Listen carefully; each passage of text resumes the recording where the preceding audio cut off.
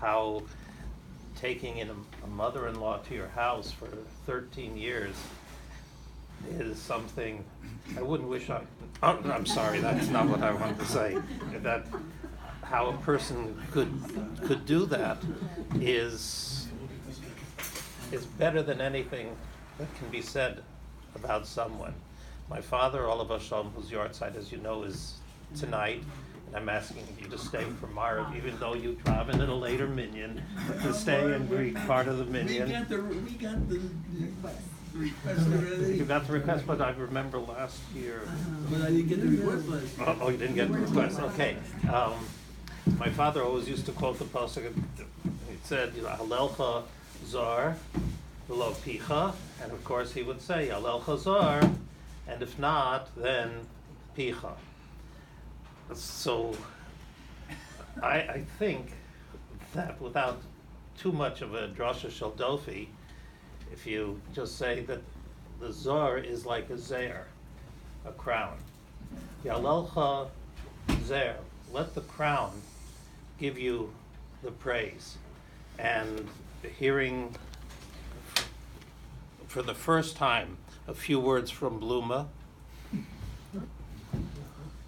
and from Akiva and Ezra, but I just want you to know, to me, what amazes me is my children, and I'm not saying it anything to do with me or with my wife, but every one of them wrote a letter or called up today to their aunt, and whether or not they'll read the letters or not, that's Up to you.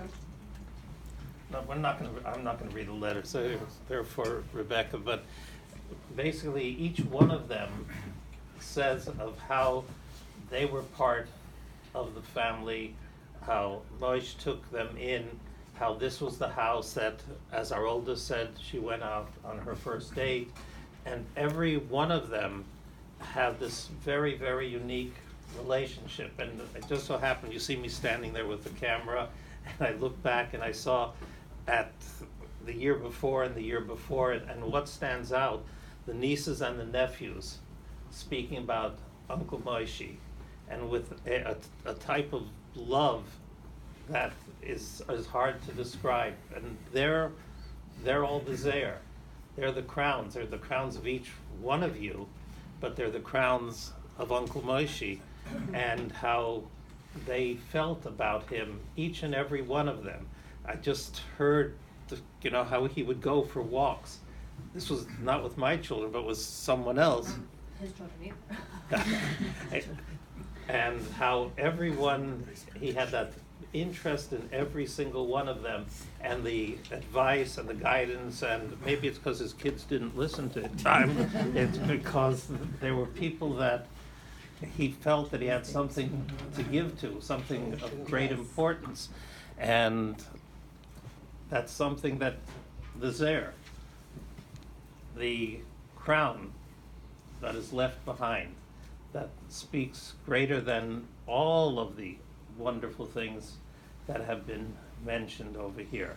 All of them are true, and all of them are just a part, because each and every person who thinks of a particular thing, it reminds someone else of a different thing that they would say. They may hesitate, or they may not feel that they want to say it at the time, but it goes on, and just that he should be a Melitz Yosher for his children and his grandchildren, and a special good word for Bluma up in Shamayim, and that all of us should, by keeping that example, that whatever we can do to try and do the same thing, that the crown, the beauty, the glory will always remain with us. All right.